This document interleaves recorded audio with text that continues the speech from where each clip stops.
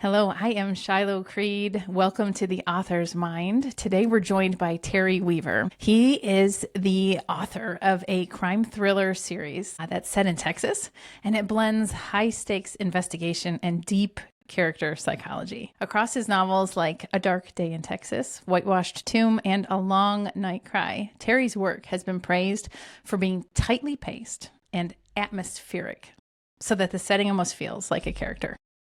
He has a protagonist whose moral code and inner battles raise emotional stakes as much as the cases themselves. Terry, I am so excited that you're here with us today. Tell us a little bit about your writing career and what you've got coming up next. So writing career started at a late age for me. I was 39, and my wife kept telling me, hey, you're going to write a book. You're going to write a book. And I just kept saying, oh, really? What about? You seem to know more about this than me. But she was right. And sometimes it just takes a little encouragement from someone else that you love and trust and respect to get your creativity jump-started. So I started off by writing a leadership book because I felt like that was the best that I could offer. And it's called The Evolution of a Leader. I'm super proud of it. I love it. It's a lot of my journey. It's a lot of military stuff, good and bad leadership in military. But then I moved on to the fun stuff, which is fiction, as you know. I still got to write about military characters, and that started when I started preparing for a TV role as an actor. Any good actor will develop their own backstory. Well, I decided since I was a writer, I would just go ahead and start writing it. I had so much fun developing this character that I wrote a novel. So, yeah. Wow. That's the first time I've ever heard an author say that that's, how they developed their first character. And so immersive. Your facial expressions are there. Now, my husband likes to watch me when I write if I don't catch him. I don't like to be watched, but because I think my facial expressions are there. I'm feeling it. I'm experiencing it as a writer. So how do you think that your military background has affected the subject matter of what you write? Well, first of all, let me say, I feel like I'm with a real pro here because you've written, 40-something books or something? I'm on my 43rd. 43rd. Wow. When do you sleep? So... As you know, when you're developing these characters, you borrow from reality. And my reality was I got to serve in the military. I did a deployment to Iraq. I had these amazing people that I got to serve with. Some were turds. I mean, there's always some turds, but a lot of them were amazing. And I was such a bonehead when I was in the military. I was very risky. And so I had all these crazy adventures. And I love sharing those stories in talks and things like that. But the neat thing about writing is you really kind of become a time traveler when you write. I heard this quote by Robert Stone. You've probably heard this. The only way for a thing to endure is through words and granite. And when I heard that, I was like, wow, that is very powerful. And then I heard Stephen King talking about the fact that he can time travel. He wrote a book called On Writing, which I'm sure you've read. I have. And he talks about the fact that he wrote these words about his early beginning in authorship 40 years ago, 50 years ago, and he's time traveling and he's teaching young writers. And so I think that's a very powerful way of thinking about writing. And I'm not power hungry. I don't want to come across that way, but I just think that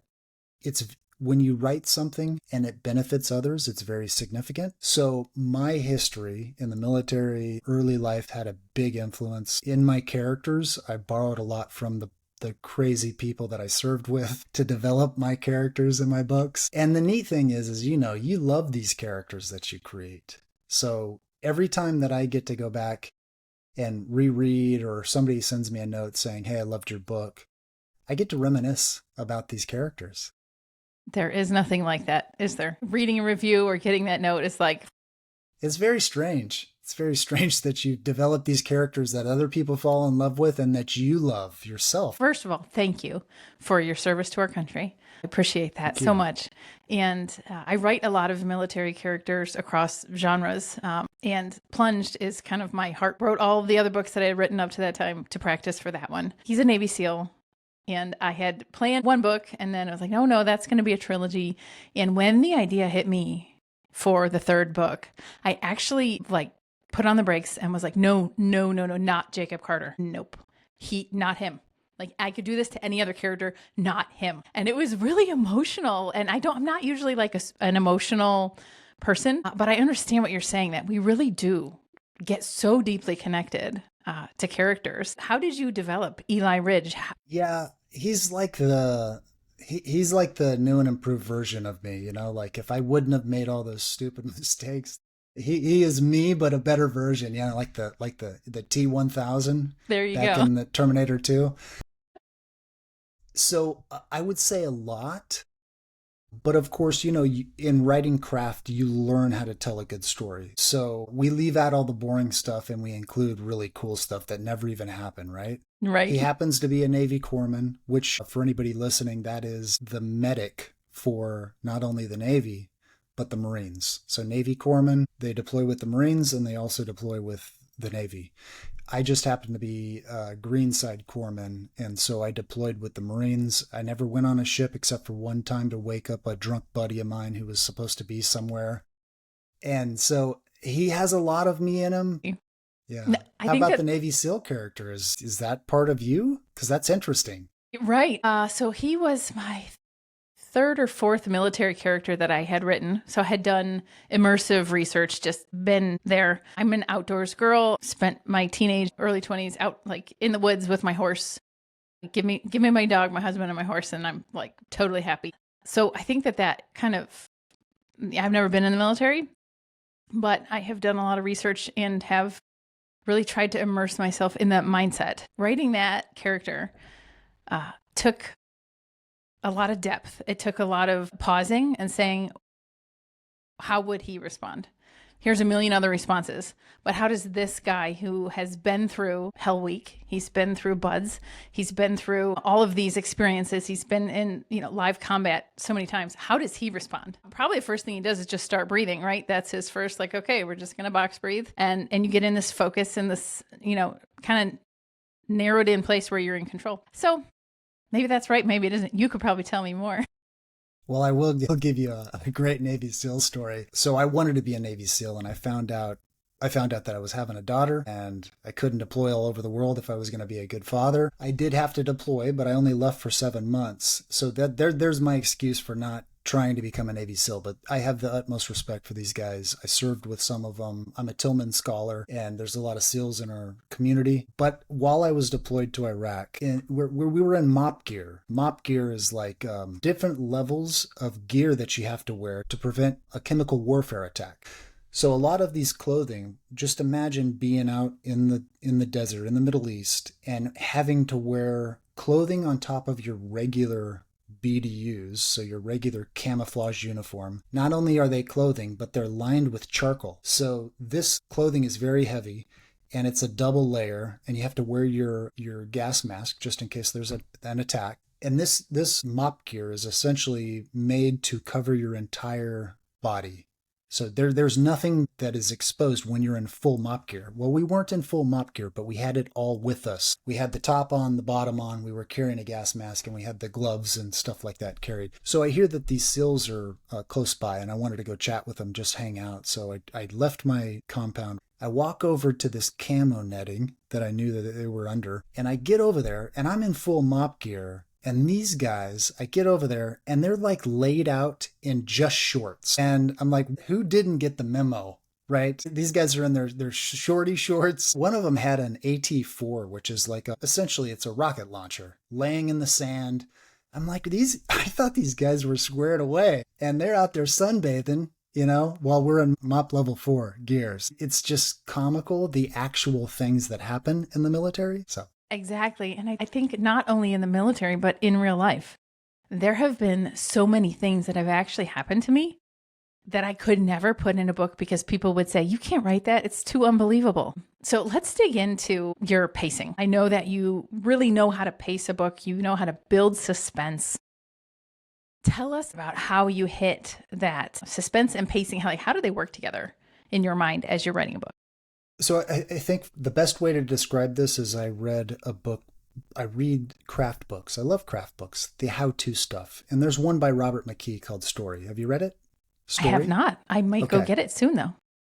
It's a fantastic book. You get an encyclopedic knowledge from this guy. It's way more than you can ever digest. But one of the things that really stood out in his book was the only way to move a story forward is through conflict.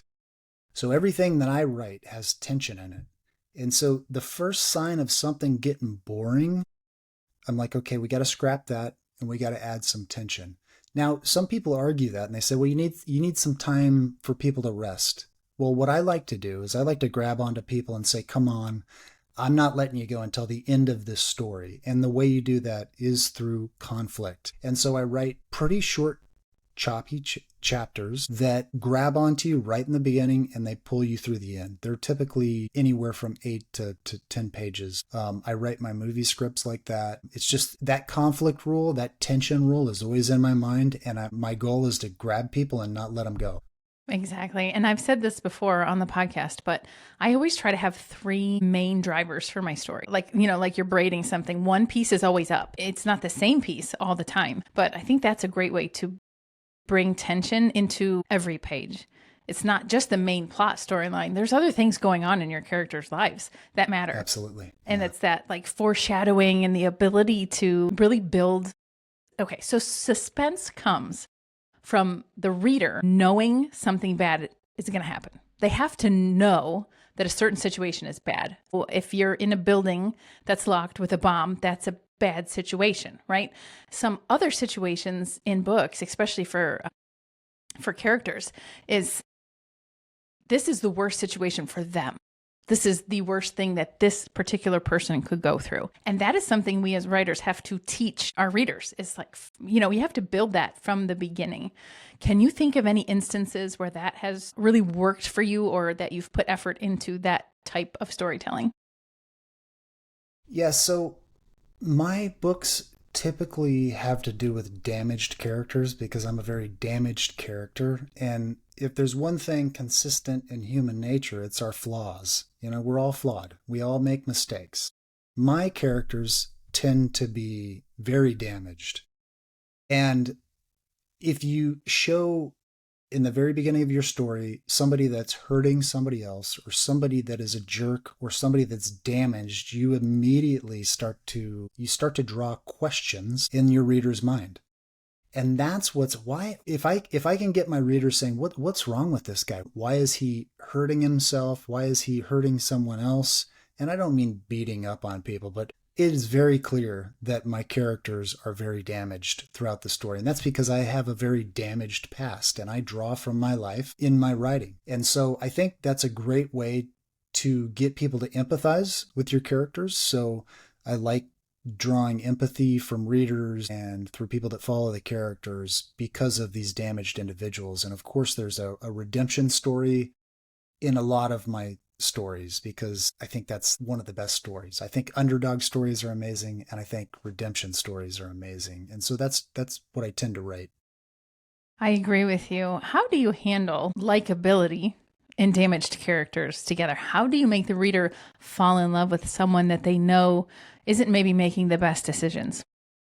I think you have to give them just enough justification. Your characters can give the reader just enough justification for what they're doing.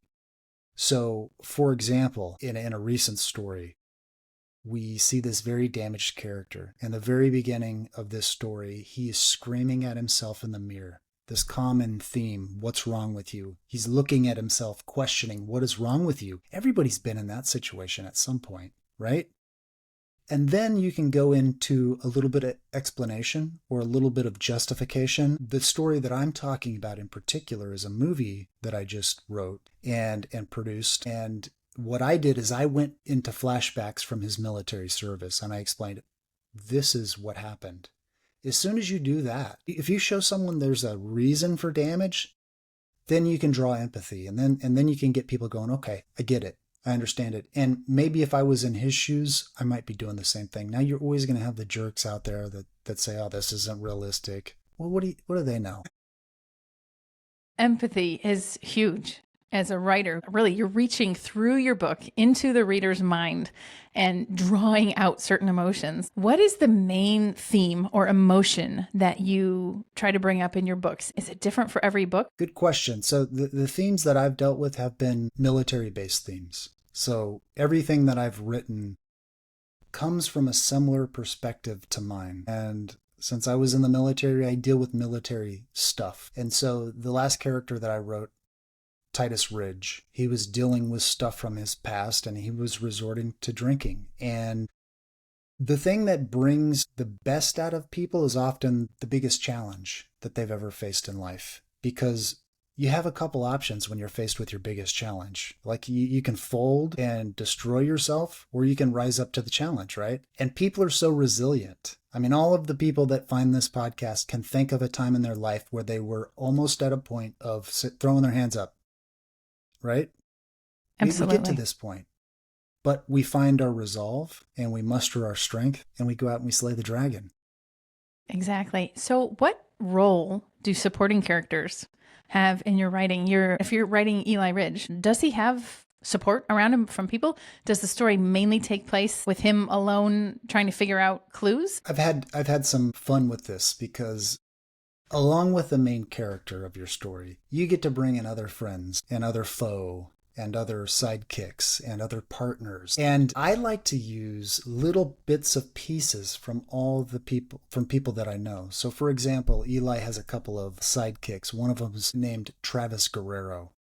And this character is a lot of what he is and who he is and his philosophy and stuff is drawn from a friend of mine who's named Trevor Guerra, who I served with. So I get to grab the coolest and sometimes the worst parts of my friends and use them to inspire characters. Another one is this guy named Yancey, and he is inspired by another good friend of mine who I served with, and his name is York, Kyle York.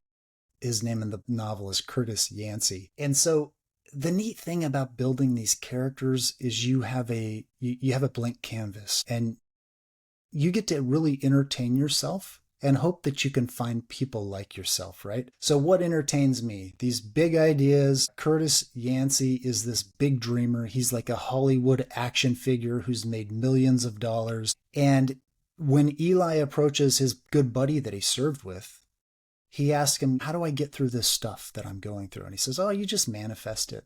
I reach into the universe and I manifest this stuff, and then I'm called by these movie production companies and I'm the next action So we get to play with all these ideas, these fun concepts that either we find in movies or stories, or we have just inklings of ideas, but you really get to have a blast.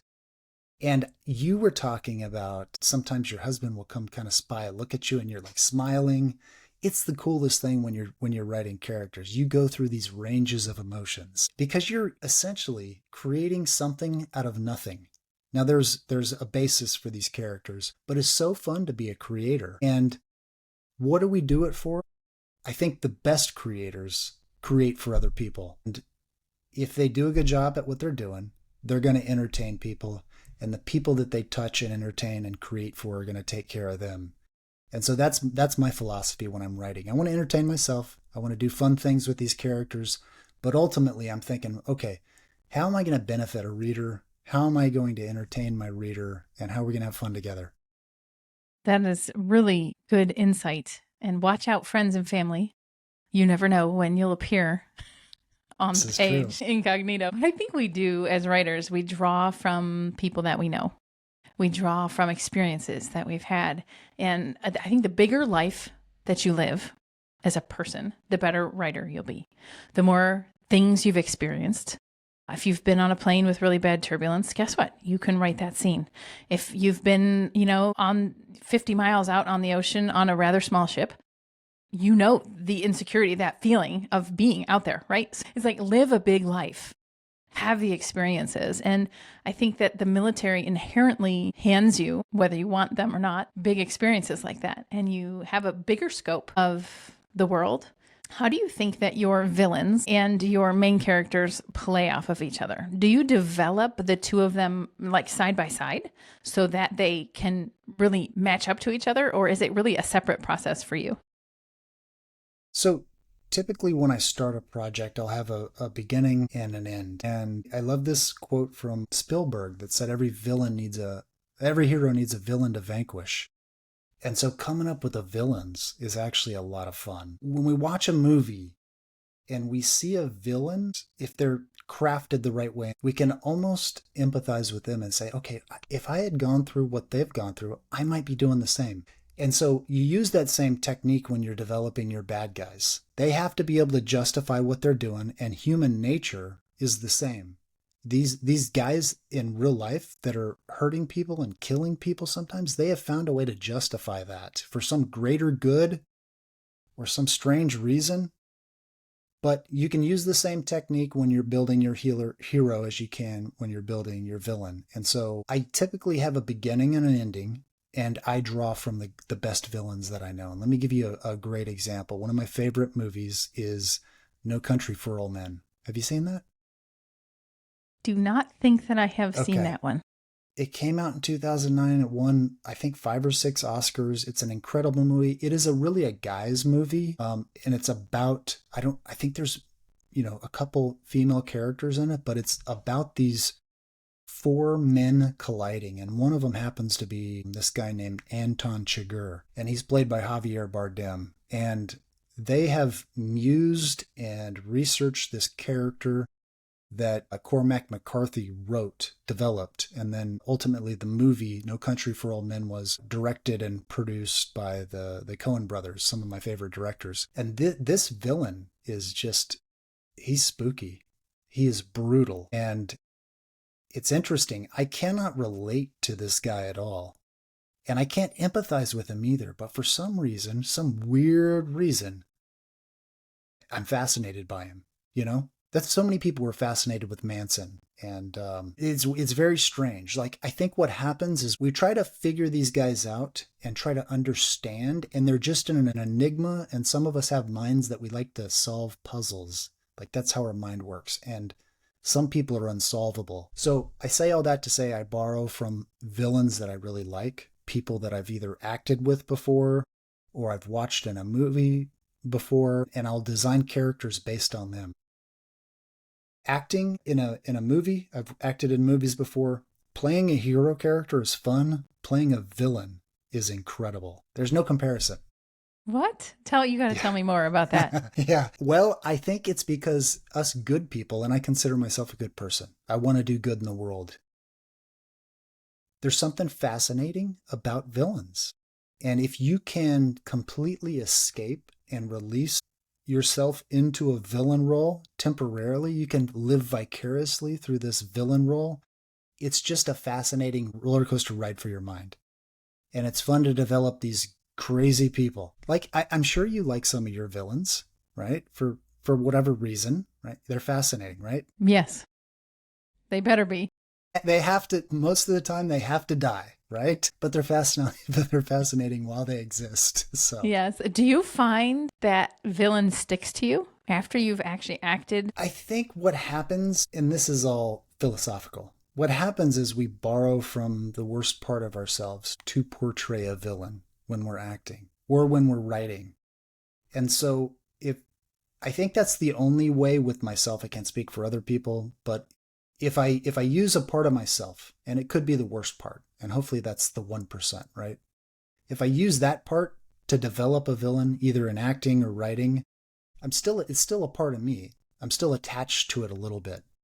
So to try to kill that off hurts in some weird psychological way. So I would say maybe a little bit, but unless you're a method actor and you're living in the closet like Heath Ledger did, unfortunately, that's extreme. So I could see it. I could see it happening. It hasn't happened much with me, but I'm not on that level of acting, obviously.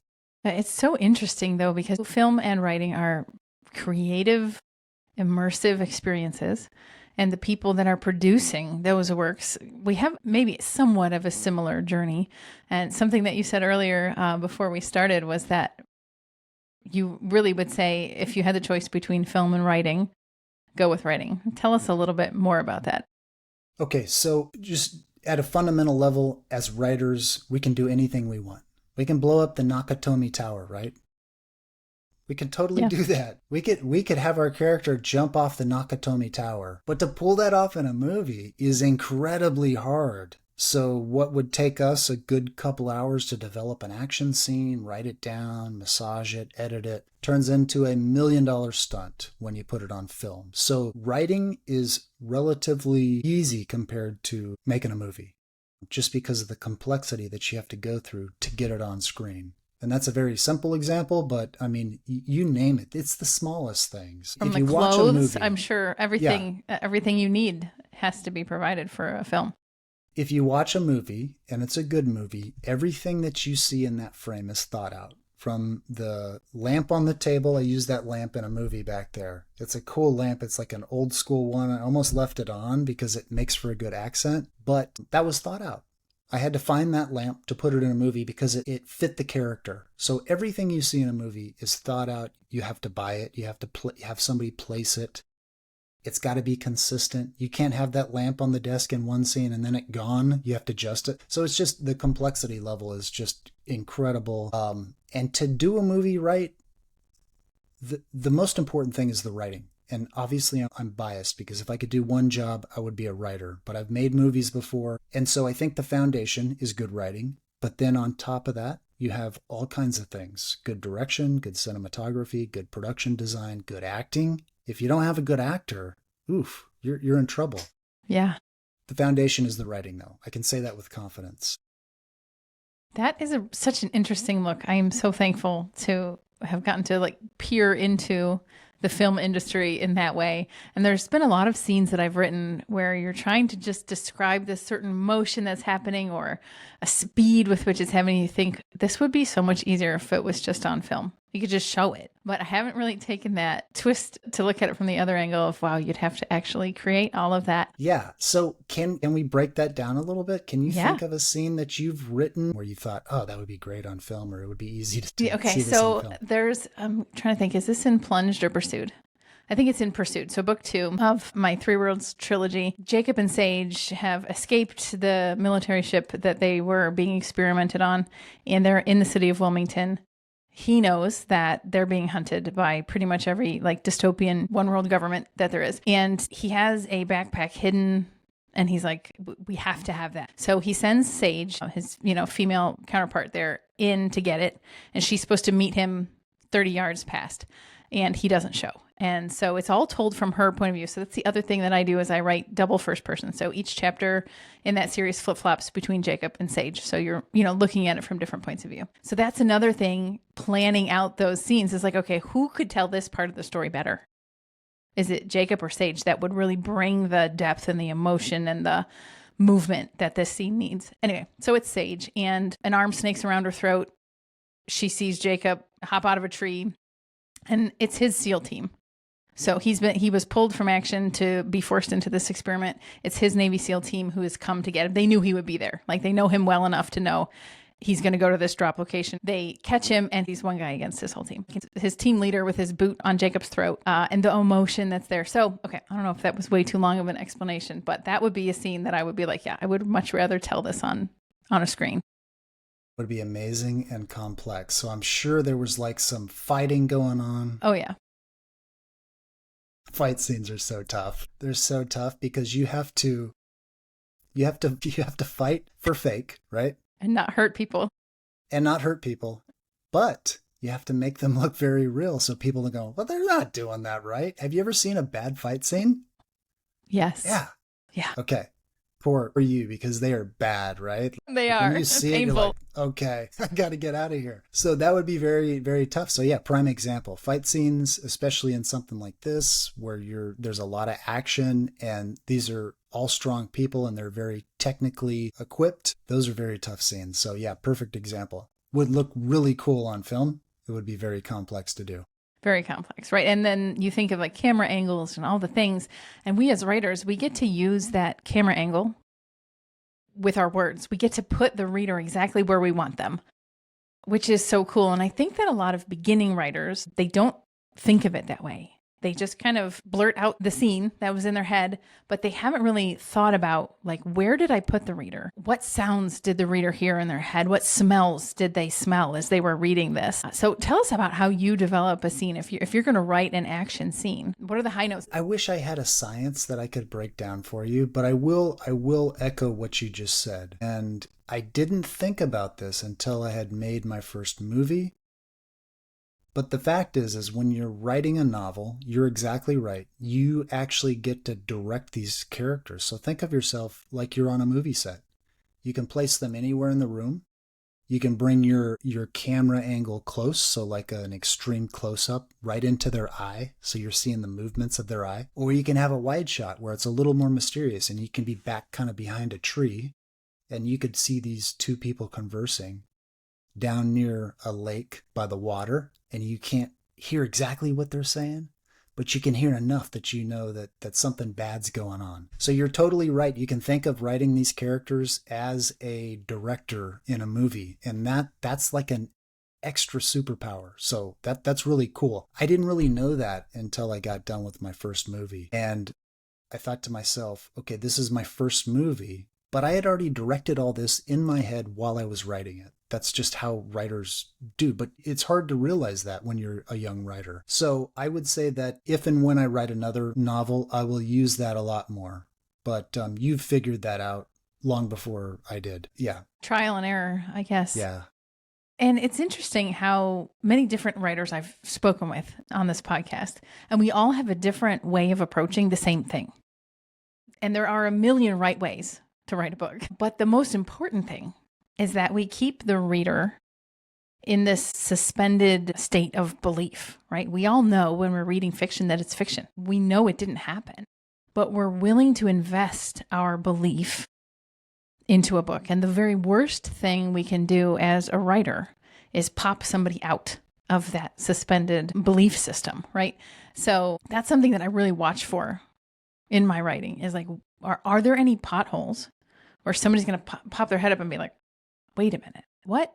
Because they might never come back to my story in the same way, in the same depth that they were before. Like melding your film and writing career, what do you think are the biggest pitfalls that you've experienced personally and that you've overcome? You know, what skill is it that you've really grown into to be the writer that you are today? When I watch or read a story, I try to immerse myself. I don't try to figure it out. I don't try to solve the riddle or the mystery or anything like that. I just immerse myself.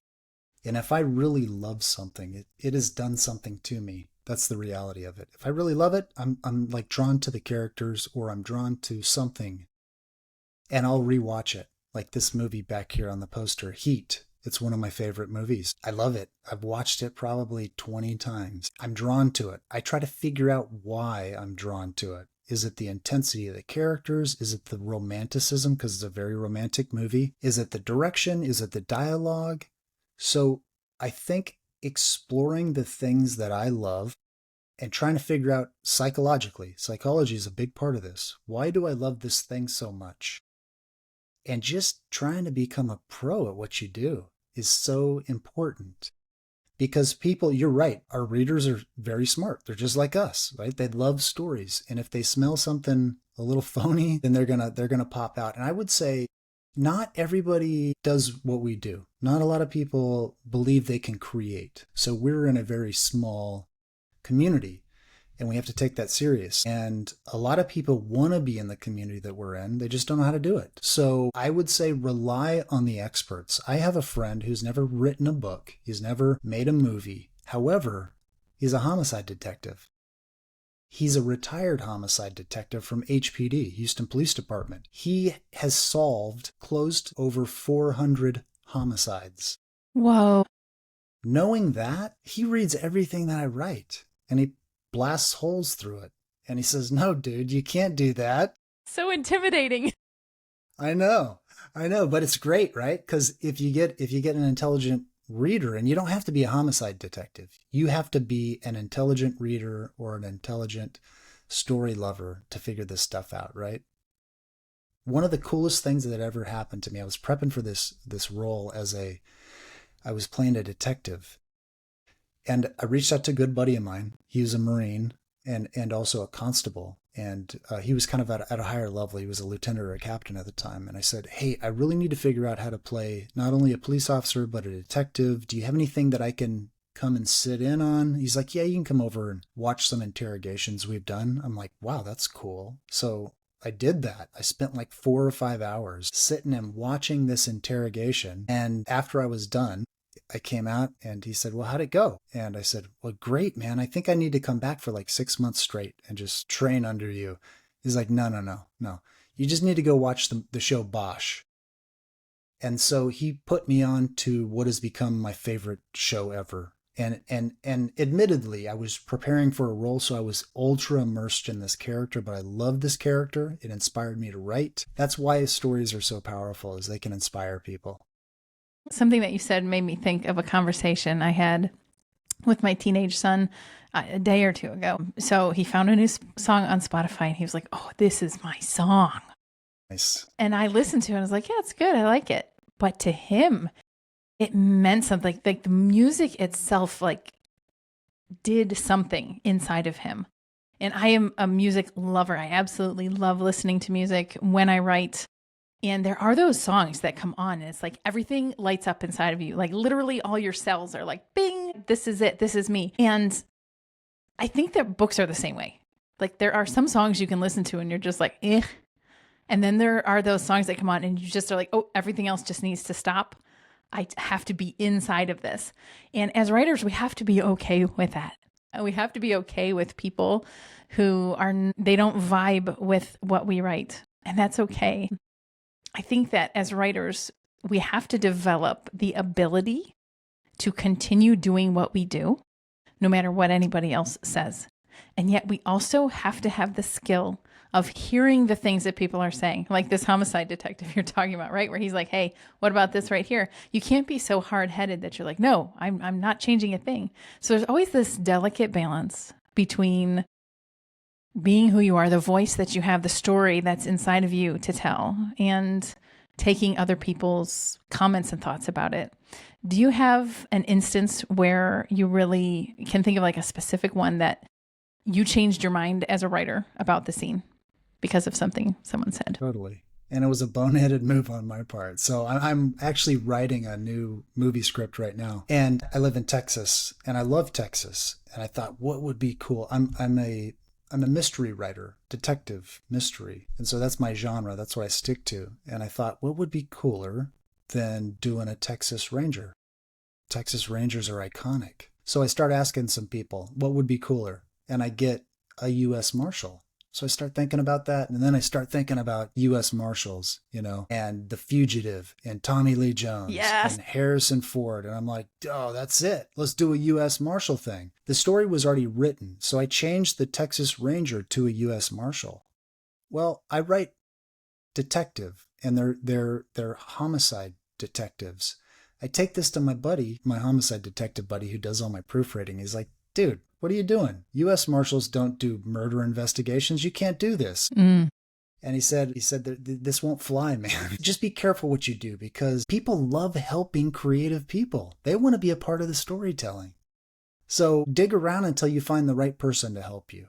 There's a homicide detective or a lawyer out there who wants to live vicariously through your characters or through your creativity. Just find the right person and they're going to help you out and give them credit. I put this guy on the front of one of my books as my subject matter expert. And I'm going to put him in a movie probably just because he's a great guy and he's generous with his time and he kept me from big mistakes. That is so true. And I think of a few places where that's really happened to me as a writer. The opening of Plunged has another fellow writer and a Navy SEAL who read the books to make sure that I really hit the character right. His reactions, his thoughts, the way he does things. Something really cool that happened under my pen name, C.R. Fulton. I write middle grade national park adventures. It's been a super popular series, and I always do really deep research on those. Strangely enough, sometimes those middle grade books that are a lot shorter take, oh my goodness, so much research. And I ended up needing an endangered species to feature in a book. in that series. And I called the guy who was working with the black-footed ferret and actually got to talk with him on the phone. He's like, yeah, I'm the guy I cloned. What was her name? Emily, I think. Oh, I could be wrong on that. Anyway, they cloned this black-footed ferret from a skin that was from like 1841 and had all this fresh DNA. And there's this whole like millions of dollars have gone into this creature. And he says she's just at the point where she can breed. She gets a uterine infection and we have to do a full spay on her. And he said we were all devastated. But like, I never would have gotten that opportunity to talk with that guy and understand his world if I wasn't writing books. So you never know what doors are going to open up to you, because you call people, email them, say, hey, I'm a writer and I need help doing this. You will be shocked at how many people are like, oh yeah, I would absolutely love to help. I've talked to the guy, top scientist in Yellowstone. He's like the top volcano scientist. And there's a specific word for that I'm not remembering, but I've chatted with him and he's been so helpful. And yes, those people go in the book. They go in the front like, hey, thank you so much. Terry, tell us where people can find you. How can they connect with you, both in film and with your books? Yeah, I just released a movie called The Beast of Trinity, Texas. It's on Amazon, and it's my very best. I took what I knew from writing books and what I knew from acting, and I wrote a movie, and I hired close to 200 people, and it was a crazy, incredible journey. So many cool stories come out of it, and I just had a blast. It's the best of what I can do. So if you like mysteries, check that out. And my writing's on Amazon. So Terry Weaver, the Eli Ridge novels. Terry, it has been a great time. Thank you for sharing your heart behind your writing and your filmmaking with us. Everybody go check out his film. That is so cool. What an amazing accomplishment. Listeners, if you have an author that you want to have featured here on The Author's Mind, email me at shiloh@shilohcreed.com. If you have a subject matter that you need help with in your writing, let me know. I would love to hear about it, and we will find a way to make that conversation happen. I will see you all next time on The Author's Mind. Thanks, Shiloh.